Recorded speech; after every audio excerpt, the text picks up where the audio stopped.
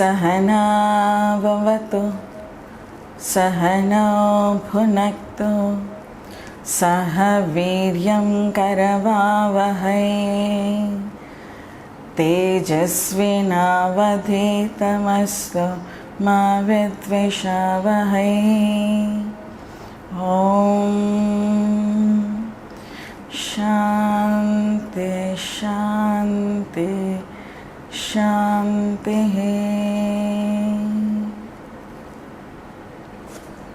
39వ శ్లోకం క్రిందటి వారం ఆరంభించాం. అందులో ఏషా తే విహితా సాంఖ్యే బుద్ధియోగే త్విమాం శృణు బుద్ధ్యా యుక్తా యయా పార్థ కర్మబంధం ప్రహాస్యసి. ఇక నుండి నేను నీకు బుద్ధి యోగం గురించి చెప్తాను. ఎప్పుడైతే ఈ బుద్ధి యోగం గురించి తెలుసుకుని నువ్వు ఆచరిస్తావో కర్మబంధం ప్రహాస్యసి, నువ్వు నీ కర్మబంధం నుండి బయటపడిపోతావు అంటూ ఇక్కడ చెప్పారు. అయితే ఆ బుద్ధి యోగం ఏంటో నేను మీకు క్రిందటి వారం చెప్పాను. 82 యోగాలు. ఏ యోగమైనా సరే జీవుడు ఆత్మలోని ఐక్యమైపోవడానికి తీసుకునే సాధనే ఇక్కడ యోగం. అయితే ఎవరికి ఏ సాధన సులువుగా ఉంటుందో వాళ్ళు హాయిగా చేయగలరో వాళ్ళు తీసుకోవచ్చు. అయితే ఈ 82 సాధనలో కూడా బుద్ధి యోగం అంటూ లేదు. వ్యాసుడు దీన్ని ప్రవేశపెట్టారు, బుద్ధి యోగం. అయితే ఇక్కడ బుద్ధి యోగానికి కర్మకాండానికి ఉండే తేడా నేను మీకు క్రిందటి వారం చెప్పాను. కర్మకాండంలో ఒక విగ్రహాన్ని పెట్టుకుంటాం, ఆ విగ్రహాన్ని ఆరాధిస్తాం, సేవిస్తాం, కోరికలు కోరుకుంటాం. అక్కడ భగవంతుడు నా కోరికలను తీర్చుతాడు అనుకుంటూ నేను పూజలు చేస్తూ ఉంటాను. ఇలా మనం కర్మకాండ చూసేసరికి ఎన్ని పూజలు ఉంటాయో వేల సంఖ్యలో పూజలు ఉంటాయి. ఎందుకంటే మనిషికి ఉండే కోరికలు అన్ని రకాలు కాబట్టి ఏ కోరిక ఉందో ఆ కోరిక తీర్చే భగవంతుడిని పెట్టుకోవడం, పూజ చేసుకోవడం, నా ఈ కోరిక ఈ భగవంతుడు తీర్చుస్తున్నాడు అంటూ ఇది ఒక కర్మకాండ. అయితే ఇక్కడ వ్యాసుడు అడిగే ప్రశ్న ఏంటంటే, అక్కడ ఏ విగ్రహాన్ని అయితే నువ్వు పెట్టుకొని పూజిస్తున్నావో ఆ విగ్రహం భగవంతుడా లేదా ఆ విగ్రహం భగవంతుడికి సాంకేతమా? అంతటా ఉండే ఆ భగవంతుడికి సాంకేతం విగ్రహమా అంటూ మనం ఆలోచిస్తే, ఒక విగ్రహం ఆఫ్టర్ ఆల్ ఒక విగ్రహం భగవంతుడు ఎలా అవుతాడు? అంతటా ఉండే భగవంతుడిని చూసే శక్తి నాలో లేదు కాబట్టి నేను ఒక విగ్రహాన్ని పెట్టుకొని ఆ విగ్రహాన్ని కనెక్ట్ అవుతున్నాను. అర్థమైందని? భగవంతుడు అంతటా ఉన్నాడు కానీ చూసే సంస్కారం నాలో లేదు. గుళ్ళోకి వెళ్ళంగానే కళ్ళు మూసుకొని భగవంతుడికి చూస్తున్నాను, గుడి పైన మనిషిలా నేను చూడటం లేదు. నాకు ఇంకా ఆ సంస్కారం రాలేదు కాబట్టి అంతటా ఉండే ఆ భగవంతుడిని విగ్రహంలో చూసే ప్రయత్నం చేస్తున్నాను. ఇక్కడ వ్యాసుడు అడిగింది, నువ్వు విగ్రహాన్ని పెట్టుకొని ఎప్పుడైతే నువ్వు పూజ చేస్తున్నావో ఒక్కసారి విచారణ చేయి. నువ్వు కర్మబంధంలో ఇరుక్కుపోతున్నావా, కర్మబంధం నుండి బయటకు వచ్చేస్తున్నావా? ఇది చాలా ఇంపార్టెంట్ విషయం అండి. అసలు మనకి గుళ్ళు, పంతులు వీళ్ళందరూ ఎందుకున్నారు అంటే మన కోరికల నుంచి బయటపడేసి ఆత్మవైపు మన దృష్టి మళ్లించడానికి ఈ వ్యవస్థ సృష్టింపబడింది. కానీ ఇప్పుడు ఎలా ఉంది అంటే, నాలో 4 కోరికలు 10 చేసింది గుడిలో పంతులే. ఒక కోరిక తీరడానికి నేను ఎప్పుడైతే గుడికి వెళ్తానో, అయ్యో ఈ కోరిక తీర్చుకోండి, ఈ పూజ చేయండి, ఈ కోరిక తీరిపోతుంది, ఈ పూజ చేయండి, ఈ కోరిక తీరిపోతుంది అంటూ ఉన్న ఒక కోరికని 10 కోరికలు చేసేస్తున్నారు నాకు. ఇక్కడ ఎంత అంటే ఒక ఆపోజిట్ డైరెక్షన్లోకి మనం వెళ్ళిపోతున్నాం. అర్థమైందండి? మనం గుడికి ఒక కొబ్బరికాయ తీసుకెళ్తాం. ఆ కొబ్బరికాయ తీసుకెళ్ళడానికి సాంకేతం ఏంటో తెలుసండి?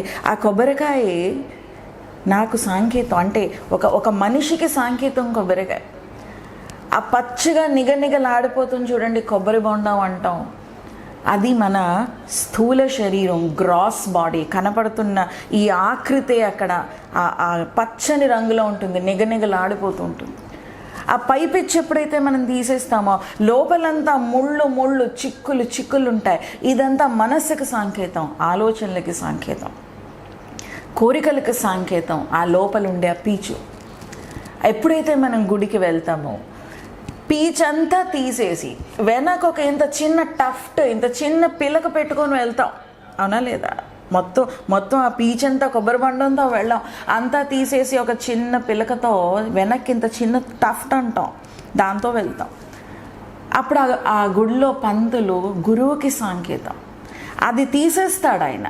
అంటే అక్కడ ఎందుకు నేను వెళ్తున్నాను అంటే నా శక్తి మేర నా కోరికలు కోరికల నుండి నేను అధిగమించేశాను. ఇంకొన్ని కోరికలు ఉన్నాయి, అదే అక్కడ ఆ టఫ్ట్కి ఆ చిన్న వెనకాల తోకకి సంకేతం.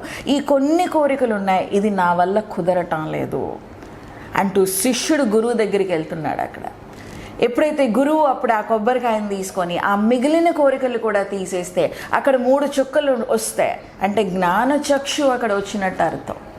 అప్పుడు ఆ టెంకాయను పగలగొడతాడు, అంటే కారణ శరీరం కూడా అక్కడ పోయింది. లోపల ఏమొస్తుంది? తెల్లని కొబ్బరికాయ మనకి ఆ గుజురు వస్తుంది, అదే అక్కడ ఆత్మకి సంకేతం. అర్థమైందండి? అయితే ఇక్కడ ఈ వ్యవస్థ అంతా మనకి కోరికల నుండి బయటపడేసి మోక్షం వైపు మనకి ప్రయాణించమని చెప్పాల్సిన ఈ వ్యవస్థ 4 కోరికలతో వెళ్ళే నేను 10 కోరికలతో నేను తిరిగి వస్తున్నాను. ఇక్కడ నేను కర్మబంధం నుండి బయటపడినట్ట, కర్మబంధంలో ఇంకొంచెం కూరుకుపోయినట్ట ఆలోచించండి. ఈరోజు ఒక యాగం చేసిన ఈ యజ్ఞం చేయండి, ఈ కోరికలు తీరుతాయి అంటూ ఆ మెయిన్ ఇన్విటేషన్ కార్డు మీద వేస్తారు. చాలా బాధ అనిపిస్తుంది నాకు. అరే, దేవుడు కోరికలు తీర్చడానికే ఉన్నాడు, తీరాలంటే తీరుతాయి అవి, కానీ అక్కడ అంతతో ఆపేయకూడదు. అది మనం అర్థమైంది. ఓకే, పెట్టుకున్నాం, చేసాం, కానీ ఆ విగ్రహానికే పరిమితమై ఉన్నాడు భగవంతుడు అని అనుకోవడం అక్కడ చాలా తప్పు. ఈమెకు భగవంతుడి మీద భక్తి లేదేమో, ఇలా మాట్లాడుతుంది అని మీరు అనుకోవచ్చు. ఇక్కడ మీరు భగవంతుడి యొక్క వైభవాన్ని తగ్గిస్తున్నారా, పెంచుతున్నారా ఆలోచించండి. అణువులో ఉండే ఆ భగవంతుడికి కేవలం విగ్రహంలో పరిమితం అయిపోయాడని మీరు అంటుంటే, విగ్రహంలోని కూడా ఉన్నాడు, అంతటా ఉండేవాడు దేవుడు అని నేను అంటున్నాను. మీరు దేవుడు కూడా ఉన్నాడు అంటున్నారు, నేను దేవుడే ఉన్నాడు అంటున్నాను. ఇక్కడ వైభవం తగ్గించినట్ట పెంచినట్ట ఒకసారి ఆలోచించుకోండి. అయితే ఇక్కడ ఏమంటున్నారంటే వ్యాసుడు, ఇక పైన శ్లోకాలన్నీ కర్మకాండం పైనే మాట్లాడతాయి. 42, 43, 44 ఈ 3 శ్లోకాలు కూడా మనకి కర్మకాండం మీద మాట్లాడతాయి.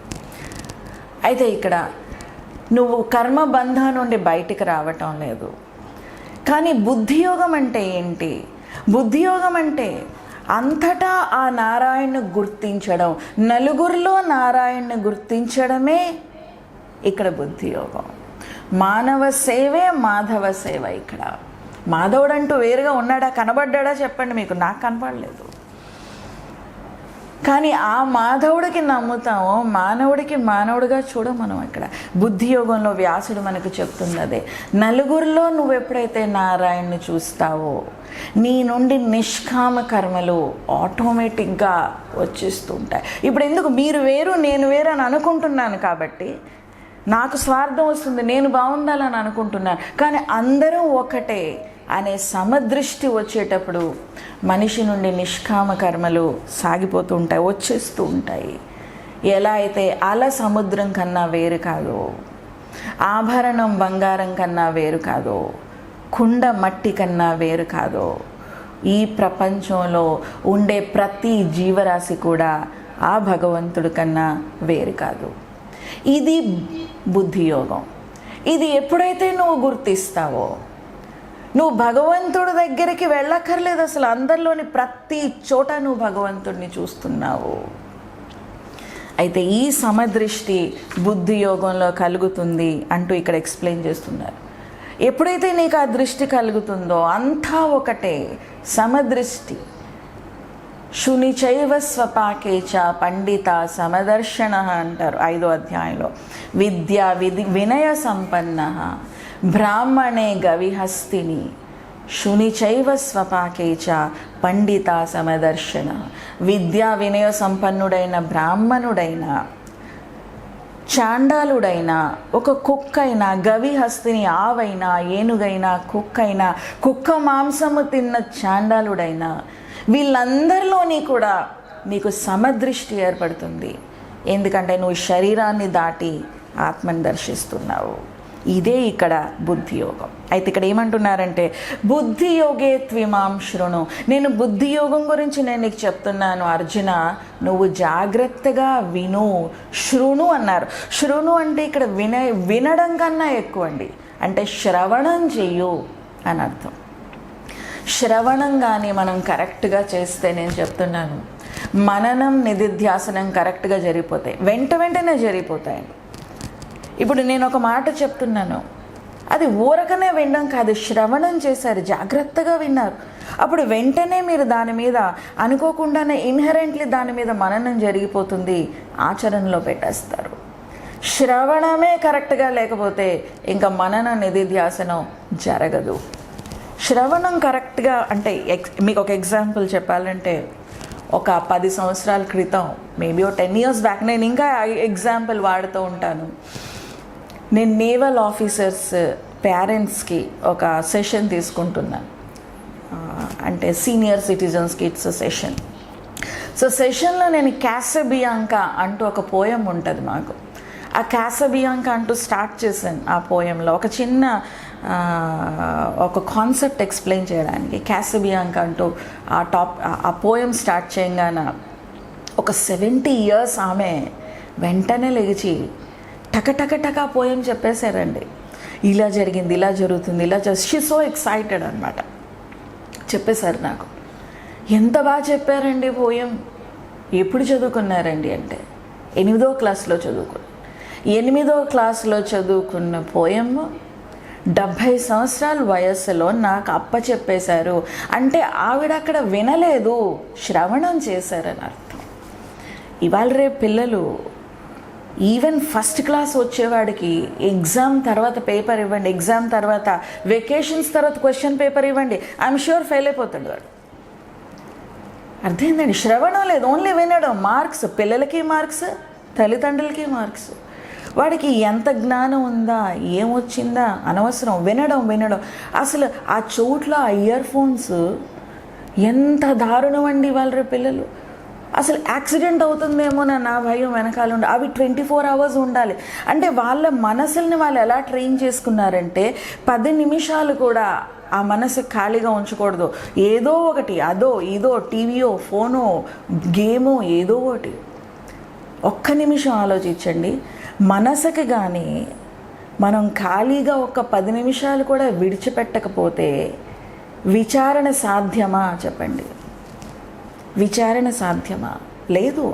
ఆ నిమిషానికి అలాగ ఒక జంతువు బ్రతికేటట్టు బ్రతికేయడమే. అందుకే మంచి తెలీదు, చెడు తెలీదు, ఏమీ తెలీదు.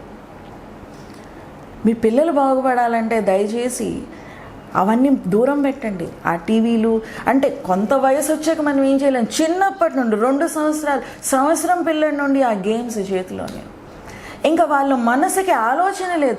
ఆలోచన లేనప్పుడు విచారణ లేదు. విచారణ లేనప్పుడు ఎదుగుదల లేదు. పీరియడ్. ఎదుగుదల లేదు. విచారణ ఉంటేనే అక్కడ ఎదుగుదల. అందుకని ఇక్కడ శృణు అంటున్నారు. నువ్వు జాగ్రత్తగా విను అర్జున, ఎందుకంటే నీకు అంత సమయం లేదు. ఇక్కడ ఇంటికి వెళ్ళి దాని మీద విచారణ చేస్తావు, మళ్ళీ నిధిధ్యాసన ఆచరిస్తావు, ఇంత సమయం లేదు. నువ్వు జాగ్రత్తగా వింటే నేను చెప్పే మాటలు మననం జరిగిపోతుంది. అక్కడికక్కడే నువ్వు అక్కడ నువ్వు నిధిధ్యాసనం అంటే నీ అనుభవంలోకి తీసుకొచ్చేయాలి ఇవన్నీ అంటూ బుద్ధి యోగే త్విమాం శృణు.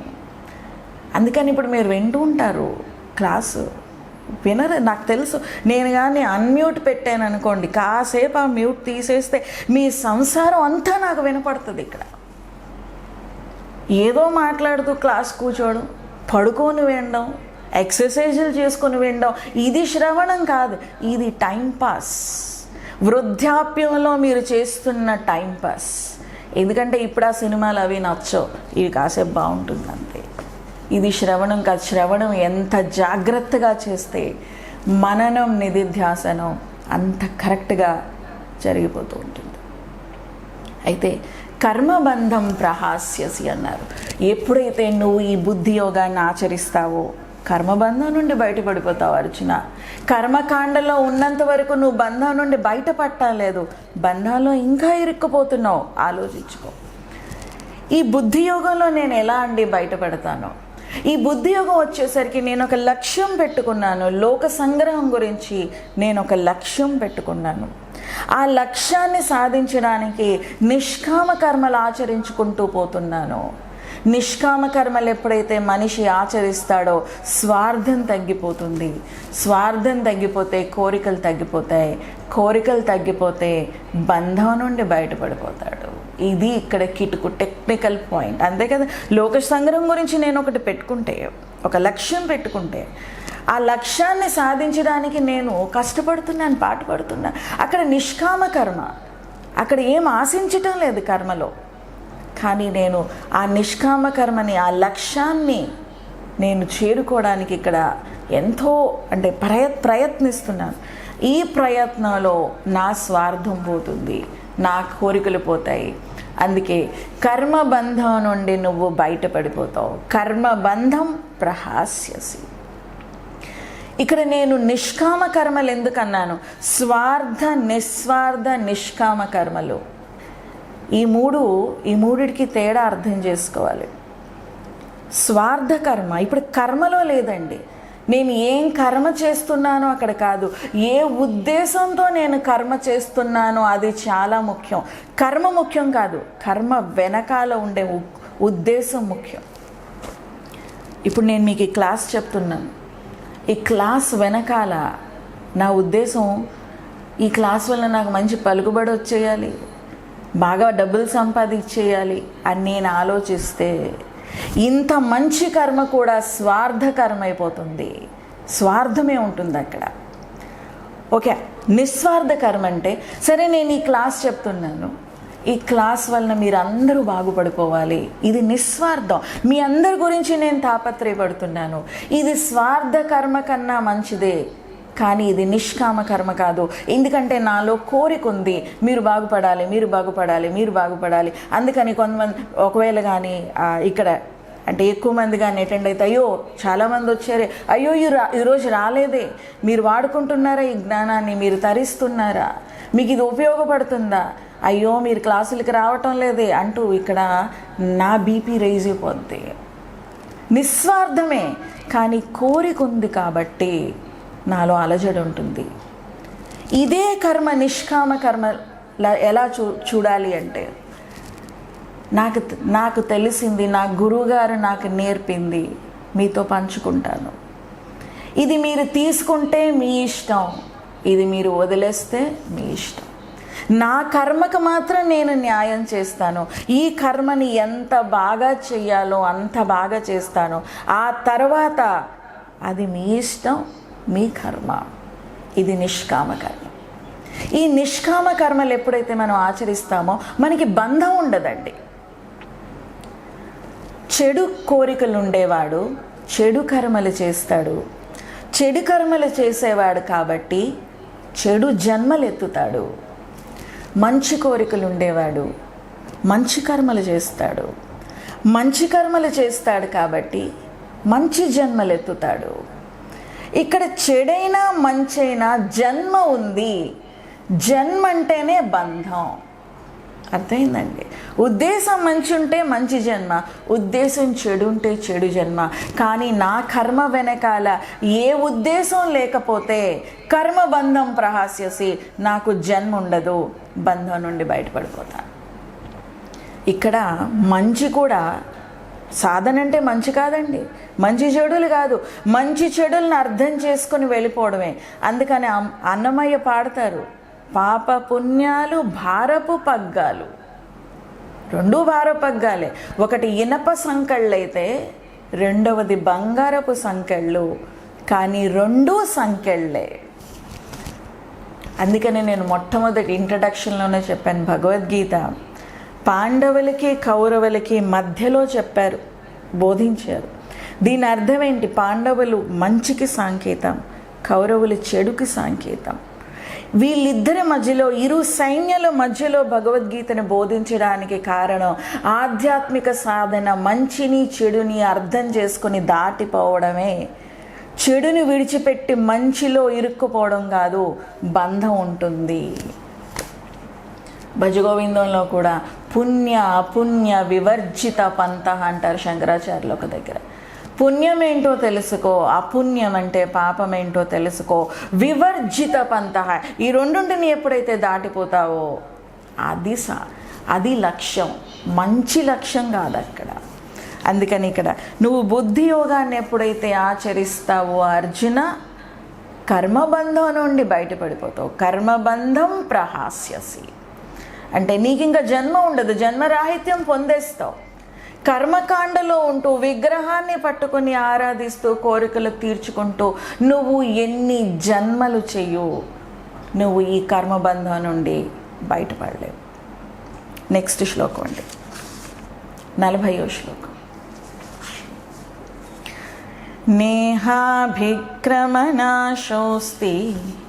ప్రత్యవాయో న విద్యతే స్వల్పమప్యస్య ధర్మస్య త్రాయతే మహతో భయాత్. నేహాభిక్రమనాశోస్తి ప్రత్యవాయో న విద్యతే స్వల్పమప్యస్య ధర్మస్య త్రాయతే మహతో భయాత్.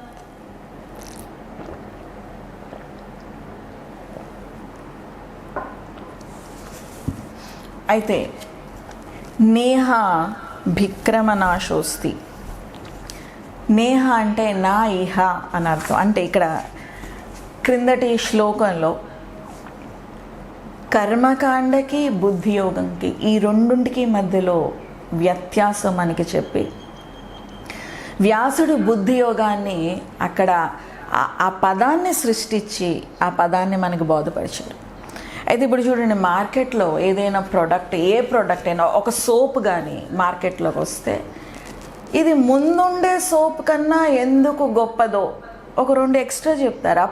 అప్పుడే ఆ సబ్బుని విడిచిపెట్టేసి ఈ సబ్బుని కొనుక్కుంటాం, అంతే కదా. ఒక పేస్ట్ వచ్చినా సరే, ఇంతకు ముందుండే పేస్ట్ కన్నా ఇందులో ఎక్స్ట్రా ఏమున్నాయి, దీనివలన ఎక్స్ట్రా లాభాలు ఏంటి చెప్తేనే దాన్ని విడిచిపెట్టేసి దీన్ని కొంటాం. అలాగా ఈ శ్లోకంలో ఈ బుద్ధియోగాన్ని క్రిందటి శ్లోకంలో ఇంట్రడ్యూస్ చేశారు కదా. ఇందులో ఉండే లాభాలేంటి, కర్మకాండ కన్నా ఇది ఎందుకు గొప్పది, ఇది ఎందుకు మంచిదో ఈ శ్లోకంలో అంటే ఒక రకమైన పబ్లిసిటీ చేస్తున్నారు. కర్మకాండ కన్నా బుద్ధియోగం ఎందుకు మంచిది, ఎందుకు గొప్పది, నువ్వు దాన్ని ఎందుకు ఆచరించాలి అంటూ ఈ శ్లోకంలో దానికి పబ్లిసిటీ చేస్తున్నారు అంతే. అందుకే ఇక్కడ ఏమంటున్నారంటే నేహ నా ఇహ అంటే ఈ బుద్ధియోగంలో నేహ అభిక్రమనాశోస్తి ప్రత్యవాయోన విద్యతే. ఇక్కడ ఏమంటున్నారంటే అభిక్రమనాశోస్తి ప్రత్యవాయ అంటూ ఈ 2 ఇబ్బందులు బుద్ధియోగంలో లేవు, ఈ 2 కర్మకాండలో ఉన్నాయి. ఇవి ఇబ్బందులు. ఏంటా ఇబ్బందులు అంటే అభిక్రమనాశోస్తి. అభిక్రమనాశోస్తి అంటే మనం ఏ పూజను ఆచరించినా దానికి ఒక క్రమం ఉంటుంది, ఒక పద్ధతి ఉంటుంది. మొట్టమొదట మనం విఘ్నేశ్వరుడికి తీసుకొచ్చి ఆవాహయామి అంటాం, తర్వాత మనం స్థానం, పూజ్యం అవన్నీ ఇంకా ఒక్కొక్కటి వెళ్ళిపోతాయి. అలాగ నేను మీకు ఎక్స్ప్లెయిన్ చేశాను ఉపదేశారంలో. షోడశ కార్యాలు ఉంటాయి అక్కడ, ఒకటి తర్వాత ఒకటి ఉంటాయి, ఒక క్రమం ఉంటుంది. మొట్టమొదటి విగ్రహాన్ని తీసుకొచ్చి నాకు నచ్చినట్టు మొట్టమొదటి ప్రసాదం పెట్టేసి దాని తర్వాత ఆరతిచ్చుకొని ఆ తర్వాత ఆవాహయామి అంటూ నేను అన్న అక్కడ ఒక క్రమం ఉంది. అదే ఇక్కడ అభిక్రమనాశోస్తి. ఈ క్రమం కానీ మనం ఆచరించకపోతే పూజా ఫలితం మనకి దక్కదు. అందుకని పూజ చేసేవాళ్ళు చాలా జాగ్రత్తగా, దేనికైనా క్రమమే కదండి. ఒక పంటని పండించాలంటే ఒక క్రమం ఉంది. మొట్టమొదటి రాగానే ఆ విత్తనాలు చెల్లేరు కదా. మొట్టమొదటి తవ్వుతారు, దాని తర్వాత నీళ్ళు పోస్తారు, మళ్ళీ విత్తనాలు వేస్తారు, మళ్ళీ తవ్వుతారు. దానికి ఒక క్రమం ఉంది. ఇంట్లో ఒక ఇడ్లీ చేసుకున్నా, ఒక దోశ చేసుకున్నా, ఆ పిండి నానపెట్టే నుండి ఆ దోశ ప్లేట్లో వచ్చిన వరకు ఒక క్రమం ఉంది.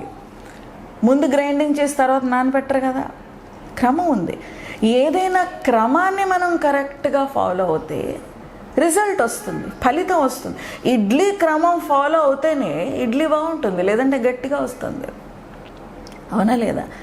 అలాగే ఏ పూజలో కూడా ఒక క్రమాన్ని మనం ఫాలో అవుతేనే పూజ ఫలితం వస్తుంది, లేదంటే ఫలితం నీకు దక్కదు. అందుకని మనకి ఈ ఎవరు మన అయ్యప్ప మాల వేసుకునే వాళ్ళు వీళ్ళందరూ చాలా ఆ క్రమాన్ని ఆచరిస్తారు. అర్థం, ఒక పూజ చేసినా సరే ఆ పూజ చాలా జాగ్రత్తగా చేయాలి, ఇష్టం వచ్చినట్టు చేయకూడదు. అది క్రమం చాలా మస్ట్, అప్పుడే మనకు ఆ పుణ్య ఫలితం దక్కుతుంది. అందుకని కర్మకాండలో అభిక్రమణాశోస్తి, అర్జున క్రమాన్ని నువ్వు ఎలా అయినా ఆచరించాలి, క్రమం తప్పి నువ్వు అక్కడ పూజని చేయకూడదు. ఇంకొక ఇబ్బంది ఏముంది కర్మకాండలో అంటే ప్రత్యవాయ అంటే అక్కడ మీరు ఆ పూజా విధానాన్ని చేయవలసిన రీతిలో చేయకపోతే నీకు అది లాభాన్ని సమకూర్చదు కదా, నష్టాన్ని తెచ్చిపెడుతుంది, నీ నెత్తిన నష్టాన్ని తెచ్చిపెడుతుంది. చూడండి, ఇవి కరెక్ట్ అని ఆలోచించుకోవద్దు. ఆ స్థాయిలో ఉండే వాళ్ళకి మాట్లాడుతున్నారు. ఒక జ్ఞానికి ఇవన్నీ అనవసరం. ఎందుకంటే ఆయన నిష్కామ కర్మలోకి వెళ్ళిపోయాడు. సో కర్మకాండలో ఉండేవాడు ఇది నమ్ముతాడు, అయ్యో నా పూజ కరెక్ట్గా కాకపోతే నాకు ఇంకేదైనా తప్పు జరుగుతుందేమో అనే భయంతో చేస్తాడు. అవునా లేదా చెప్పండి, మీరు చేసేవాళ్ళే పూజలు, ఈ పూజ కరెక్ట్గా లేకపోతే నాకు ఏదో భయంతో చేస్తాడు. సో నువ్వు కానీ ఆ చేయాల్సిన పద్ధతిలో ఆ పూజని చేయకపోతే నీకు మంచి జరగడం కాదు కదా, చెడు జరుగుతుందేమో అనే భయంతో నువ్వు ఉంటావా లేదా? కరెక్ట్. ఈ రెండు అర్జునుడికి తెలుసు కర్మకాండలో ఉన్నాయి. కానీ ఈ అభిక్రమణాశోస్తి ప్రత్యవాయ, ఈ రెండు ఇబ్బందులు బుద్ధి యోగంలో లేవు అర్జున. నిష్కామ కర్మలు పెట్టుకున్నావు, ఒక లక్ష్యం పెట్టుకున్నాను నేను, ఆ లక్ష్యాన్ని సాధించడానికి నేను నిష్కామ కర్మలు చేసుకుంటూ పోతున్నాను. నలుగురిలో నారాయణను చూస్తున్నాను, మానవ సేవే మాధవ సేవ అనుకుంటూ నేను బ్రతుకుతున్నాను. నాకే కానీ అదృష్టం ఉండి నా సాధన సరిగ్గా జరిగే భగవంతుడు అనుగ్రహం ఉంటే ఈ జన్మలోనే మోక్షం వచ్చేస్తుంది. ఒకవేళ రాలేదా, నీ ప్రయత్నం కానీ నీ సాధన కానీ వృధా పోదు అర్జున. ఇది నీకు వచ్చే జన్మలో కరెక్ట్గా నీతోనే ఉంటుంది. ఈ జ్ఞానం నువ్వు కూడబెట్టుకుంటున్న ఈ ధర్మం, ఈ పుణ్యం అన్నీ వచ్చే జన్మ నీతోనే వస్తాయి. కాబట్టి ఈ బుద్ధి యోగంలో ఈ అభిక్రమణాశోస్తి ప్రత్యవాయ అంటూ ఈ ఇబ్బందులు ఏమి లేవు. గుర్తు చేసుకో, అర్థం చేసుకో. చేస్తున్నన్నాళ్ళు చెయ్యు, కుదిరితే ఈ జన్మలోనే మోక్షం భగవంతుడి అనుగ్రహం ఉంటే, లేదంటే ఈ పుణ్యమంతా నువ్వు వచ్చే జన్మకి తీసుకువెళ్తావు. ఇక్కడ ఏది వృధాగా పోవటం లేదు అర్జున. అందుకే నేహ అభిక్రమణాశోస్తి ప్రత్యవాయో న విద్యతే స్వల్పమప్యస్య ధర్మస్య త్రాయతే మహతో భయాత్. ఎక్సలెంట్ లైన్ అండి రెండవది, అర్థం చేసుకోండి. ఇక్కడ ఏమంటున్నారంటే స్వల్పమప్యస్య ధర్మస్య, ఈ బుద్ధియోగాన్ని నువ్వు కొంచెం ఆచరణలో పెట్టినా నీ జీవితంలో త్రాయతే మహతో భయాత్, పెద్ద పెద్ద భయాల నుంచి నువ్వు బయటపడిపోతావు. అర్థమైందండి?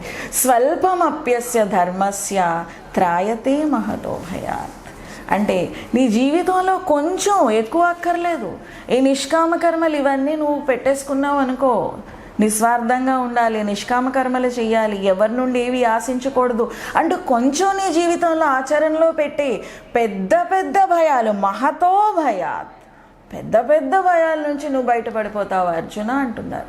మనిషికి ఉండే భయాలు ఏంటి చెప్పండి? అమ్మో ఇవి పోతాయి, బంధాలుంటే బంధాలు పోతాయి, డబ్బులుంటే డబ్బులు పోతాయి. ఎప్పుడు చూడు ఒక సెన్స్ ఆఫ్ ఇన్సెక్యూరిటీస్, భయాలతోని ఆందోళనలతోని బ్రతుకుతారు. అన్నింటికన్నా నాకు ఎక్కడ బాధేస్తుందంటే పిల్లలకి భయంతో పెంచుతారండి. మా అప్పుడు తల్లిదండ్రులంటే మాకు భయం. ఈరోజు జనరేషన్ పూర్తిగా ఉల్టా. మీరు ఎలా పెరగకూడదు అనుకుంటున్నాడు ఆ పిల్లడు అలాగే పెరుగుతాడు. రేపు భయపడి పెంచడం ఏంటండి పిల్లలకి? భయం, అమ్మో ఏమనుకుంటాడు వాడు. జనరేషన్లో వస్తున్న గ్యాప్ చూడండి. మన తల్లిదండ్రులకు ఉండే సంస్కారం ఈ జనరేషన్కి లేదు. ఇప్పుడు మనకుండే సంస్కారం పిల్లలకు అలా తగ్గిపోతుంది. ఎందుకంటే పిల్లలకు భయపడుతూ పెంచుతారు తల్లిదండ్రులు. ఒకసారి నేను మా వాళ్ళతోని ఒక టెంపుల్కి వెళ్ళాను. చిన్న పాప, 2 ఏళ్ళ పాప, చక్క పరిగెడుతుంది టెంపుల్ చుట్టూ, ఎంత ఎంజాయ్ చేస్తుందో. తల్లొచ్చి వెంటనే ఎత్తేసుకుంది. ఎందుకండి ఎత్తేసుకున్నారు? బాగా పరిగెట్టి ఎంత ఎంజాయ్ చేసినా అమ్మో అలసిపోతుందండి. అరే మీరు అలసిపోతారండి, పిల్లలు అలసిపోరు. పిల్లలు అలసిపోవడం ఏంటి? పిల్లలు అలసిపోరు, పెద్దవాళ్ళు అలసిపోతారు. ఎందుకంటే మనసు ఎప్పుడు చింతల్లో నిండుంటుంది. సో అలా పిల్ల పరిగెడుతుంటే ఎత్తేసుకో అంటే ఇలా ప్రతిదీ భయమే. Too much thinking. త్రాయతో మహతే భయాత్. అయ్యో భయాలతోని ఆందోళనలతోని బ్రతుకుతున్నావే. దీనికి కారణం ఏంటంటే జీవితంలో స్వార్థం నిండిపోయింది. నిష్కామ కర్మలు లేవు, నిస్వార్థ కర్మలు లేవు. ఎప్పుడైతే నువ్వు ఈ కర్మలు చేస్తావో నువ్వు పెద్ద పెద్ద భయాల నుండి బయటపడిపోతావు. అందుకే ఇక్కడ త్రాయతే మహతో భయాత్ స్వల్పమప్యస్య ధర్మస్య. త్రాయతే మహతో భయాత్. అసలు భయం ఎందుకు వస్తుంది తెలుసా అండి మనిషిలో? తప్పు చేసేవాడికి భయం, ధర్మాన్ని ఎవరైతే ఆచరించాడో వాడికి భయం. అర్థమైందండి? ఒక డిస్ట్రక్టివ్ నేచర్, నాశనం చేసే స్వభావం ఉండేవాడికి భయం.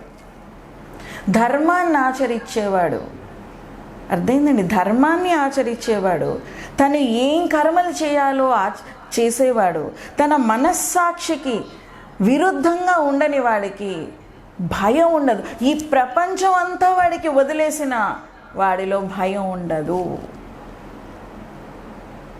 ఇవి భయాలు ఆందోళన అందుకే వస్తాయి. అందుకే ఇక్కడ వ్యాసుడు స్వల్పమప్యస్య ధర్మస్య త్రాయతే మహతో.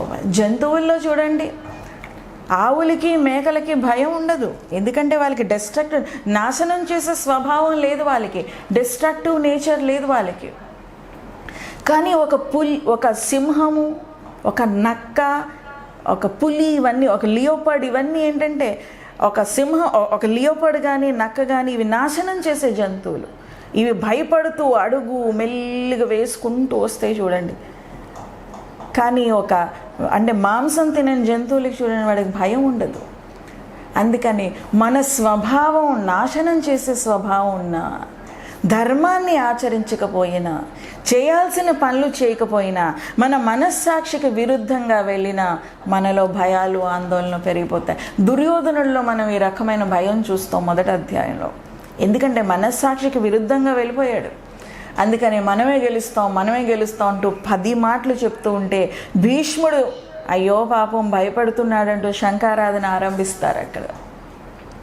అందుకే స్వల్పమప్యస్య ధర్మస్య త్రాయతే మహతో భయాత్. అర్జున, ఎవరైతే ఈ బుద్ధి యోగాన్ని స్వల్పంగా అయినా వాళ్ళ జీవితంలో ఆచరణలో పెడతారో త్రాయతే మహతో భయాత్, పెద్ద పెద్ద భయాల నుంచి బయటపడిపోతారు.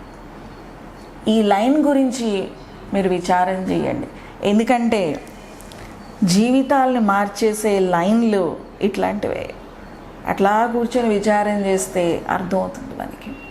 నెక్స్ట్ 41వ శ్లోకం. వ్యవసాయాత్మికా బుద్ధి ఏకేహ కురు నందన బహుశాఖాహ్యనంతాశ్చ బుద్ధయో వ్యవసాయినాం. వ్యవసాయాత్మికా బుద్ధి ఏకేహ కురు నందన బహుశాఖాహ్యనంతాశ్చ బుద్ధయో వ్యవసాయినాం.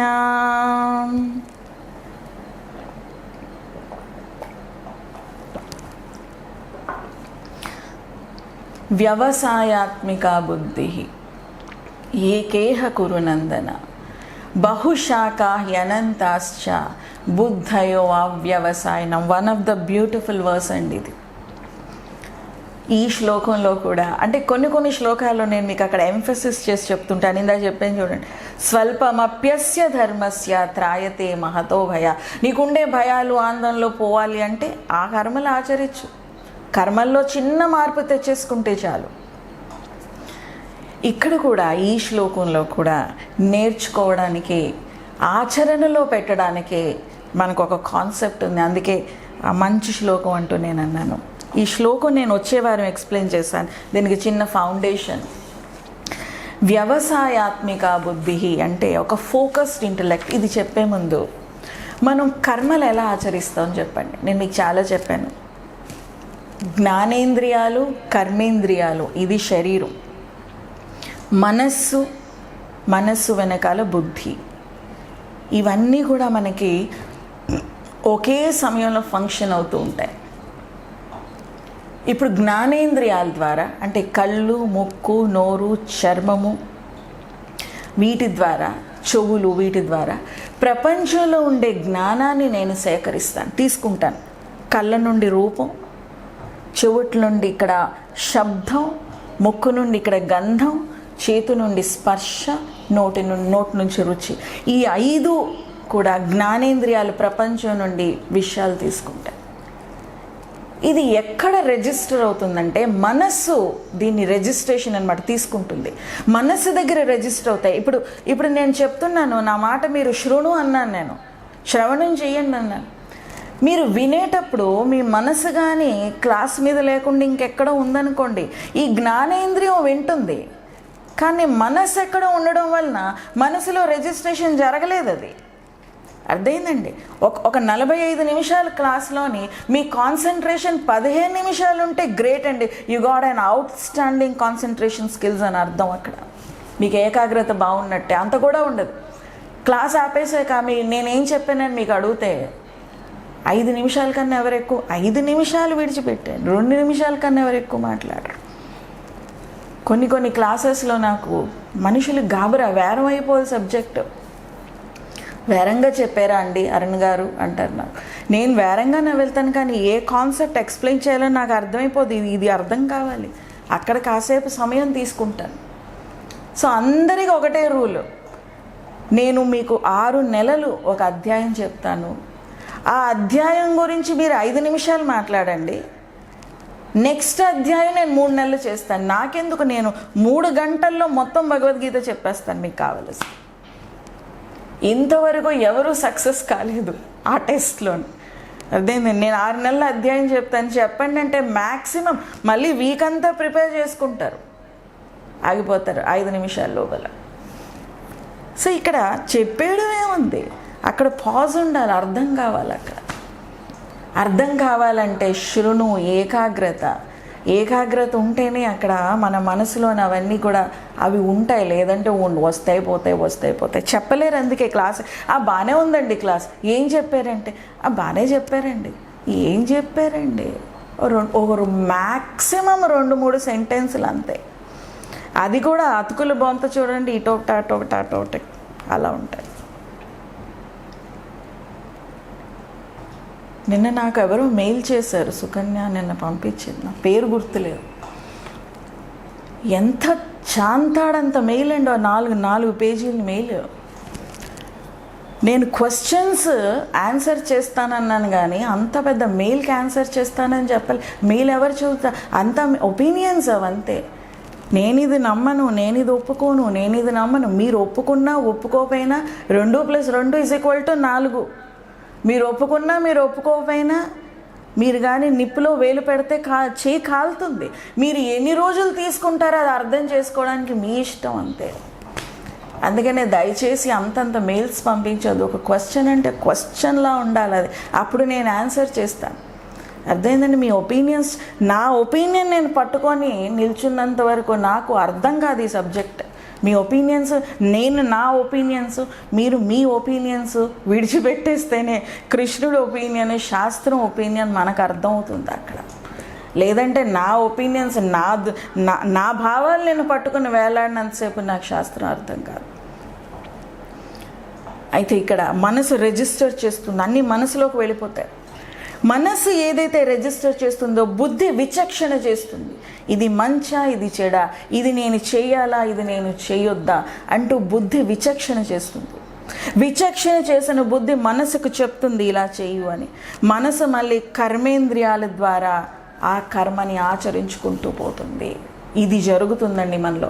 జ్ఞానేంద్రియాల విషయాలు సేకరించడం, అది మనసులో రిజిస్టర్ అవ్వడం, రిజిస్టర్ అయిన విషయాన్ని బుద్ధి విచారించడం, విచక్షణ చేయడం, ఇది చేయమని నిర్ణయించడం, ఆ నిర్ణయం కర్మేంద్రియాలు ఆచరించడం, ఇది అనుక్షణం లోపల జరుగుతూ ఉంటుంది. అయితే ఒక్కొక్కసారి మనం బుద్ధి వరకు మనిషి ఆగలేడు. ఇలాగా ఒక విషయాన్ని మనసు రిజిస్టర్ చేసి అక్కడి నుండి వెంటనే యాక్షన్ ఎగ్జిక్యూట్ అయిపోతుంది. నేను కర్మను ఆచరించుకుంటూ పోతాను. అందుకే అవి మనసు నుండి ద్వారా వచ్చిన కర్మలు. అవి అంటే ఆ కర్మలోని మనకి క్లారిటీ ఉండదన్నమాట. మనసు నుంచి వచ్చేసే కర్మలు. ఫర్ ఎగ్జాంపుల్ ఒక ఆఫీస్ ఉంది, ఒక ఎగ్జాంపుల్ ఇస్తున్నాను. ఒక ఆఫీస్ ఉంది, ఆఫీస్కి ఒక లెటర్ వచ్చింది. ఆ లెటర్ ఏం చేస్తాడు, మొట్టమొదట ఆ బాయ్ తీసుకుంటాడు, ప్యూన్ తీసుకొని మేనేజర్ టేబుల్ మీద పెడతాడు. ఆ మేనేజర్ ఆ లెటర్ను ఒక్కసారి చూసి ఆ CEO టేబుల్ మీద పెడతాడు. ఆ CEO ఆ లెటర్ని చదివి నిర్ణయించి మేనేజర్కి ఇలా ఎగ్జిక్యూట్ చేయు, ఇలా ఆచరించని చెప్తే ఆ మేనేజర్ మళ్ళీ ఆ బాయ్ ద్వారా ఆ కర్మను ఆచరిస్తాడు. అలాగే మనలోని CEO బుద్ధి, మేనేజర్ మనస్సు, ఆ బాయే ఇక్కడ జ్ఞానేంద్రియాలు, కర్మేంద్రియాలు. సో ఒక్కొక్కసారి CEO వరకు ఆ బుద్ధి వరకు వెళ్ళి ఒక విచారణ చేసి ఒక కర్మ చేయాలంటే అక్కడ కొంచెం సమయం you need to invest some time, సమయాన్ని కేటాయించాలి. అంత ఓపిక లేదు మనిషికి. ఇలా ఒక్కసారి మనసులోని రావడం, అక్కడి నుంచే మాట్లాడేయడం, అక్కడి నుంచే కర్మలు ఆచరించేయడం. అందుకనే మన కర్మలన్నీ పెలపెలమంటూ ఉంటాయి. ఏ కర్మ కరెక్ట్గా ఉండదు, ఏ కర్మకు ఒక డైరెక్షన్ ఉండదు. అన్నీ అంటే మన కర్మ ఏంటి, ఇట్లాంటి కర్మ చేశానని తర్వాత అనుకుంటూ ఉంటాం. ఎందుకంటే ఆ కర్మలో నేను బుద్ధిని వాడలేదు. సో ఒక కర్మను ఆచరించేటప్పుడు నేను నా మనస్సు, నా బుద్ధి, నా శరీరం మూడు వాడుతున్నాను. సో ఎవ్వరూ కూడా మనసు నుండే కర్మలు ఆచరించకూడదు. కాసేపు ఆగి విచారణ చేసి కర్మలు ఆచరించాలి. ఏ కర్మ వెనకాల విచారణ ఉందో ఆ కర్మ ఫెయిల్ అయిపోయినా నాకు బాధ ఉండదండి. నేను విచారించాను, నేను ఎంతో ఆలోచించాను, నేను సక్సెస్ పొందలేదు, పర్వాలేదు, నేనేం చేస్తాను, నా చేతిలో లేదు అనుకుంటూ హాయిగానే ఉంటాడు. కానీ ఏ కర్మ వెనకాల విచారణ లేదో ఆ కర్మలో కూర్చుని బాధపడతాడు. అయ్యో నేను విచారం చేయాల్సింది, నేను ఈ కర్మకు ఆలోచించలేదా. చూడండి, మీ అనుభవాలు ఒక్కసారి స్మృతిలోకి తెచ్చుకొని ఆలోచించండి. నేను ఎక్కడైతే విచారణ చేసిన కర్మ ఫెయిల్ అయిపోయినా నాకు పర్లేదు, కానీ విచారణ చేయని కర్మ ఫెయిల్ అయితేనే నాకు చాలా బాధ, జీవితాంతం బాధపడుతూ ఉంటాను. లవ్ మ్యారేజ్, అరేంజ్ మ్యారేజెస్ చేసుకుంటారు చూడండి. ఈ పిల్లల్లోని ఎప్పుడైనా లవ్ మ్యారేజెస్ ఉంటాయో వాళ్ళ ఇంట్లోని కురుక్షేత్రం జరిగిపోతూ ఉంటుంది. కానీ ఎవ్వరికీ తెలియదు, తల్లిదండ్రులకు కూడా తెలియదు ఇంట్లో కురుక్షేత్రం జరుగుతుందని. ఎందుకంటే బయటకు చెప్పలేరు, వాళ్ళు చేసుకున్నారు. అదే తల్లిదండ్రులు చేయండి, మీరు చెయ్యండి. ఎందుకమ్మా అమ్మాయికి చేసుకుంటావు, ఈ అమ్మాయికి చేసుకో అంటూ మీరు కొంచెం ఫోర్స్ చేసి అబ్బాయికి పెళ్లి చేసేయండి. ఇంకా ఏ చిన్న విషయం వచ్చినా ఇగో నువ్వే చేశారు, మీరే చేశారు, మీ వల్లనే నాకు ఈ బాధలు అంటూ ఎత్తు పొడుస్తాడు. వాళ్ళు చేసుకుంది కురుక్షేత్రం జరిగినా పర్వాలేదు, ఎందుకంటే అక్కడ వాడు బుద్ధిని వాడాడు, మీరు చేసే పెళ్ళి మీ బుద్ధి వాడారు. అర్థమైందండి? ఇది ఒక చిన్న ఎగ్జాంపుల్, ఎన్నో ఎగ్జాంపుల్స్ మీకు ఉంటాయి. సో నా బుద్ధి వాడు అక్కడ పోయినా పర్వాలేదు.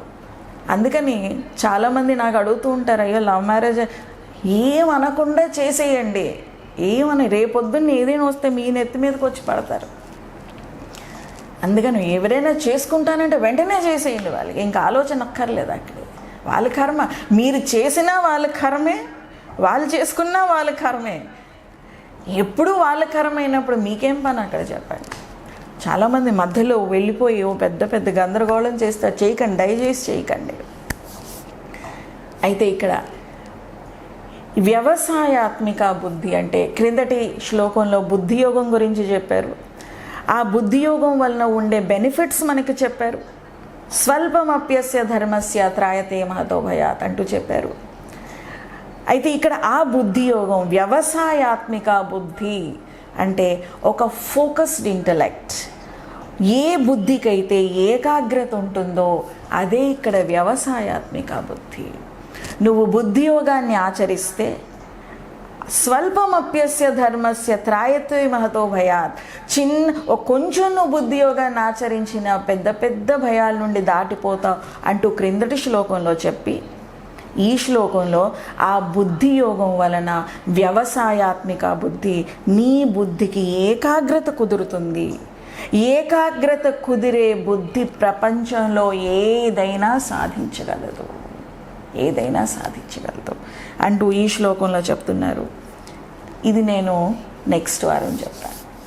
ఓం పూర్ణమద పూర్ణమిదం పూర్ణాత్ పూర్ణముదచ్యతే పూర్ణస్య పూర్ణమాదాయ పూర్ణమేవావశిష్యతే.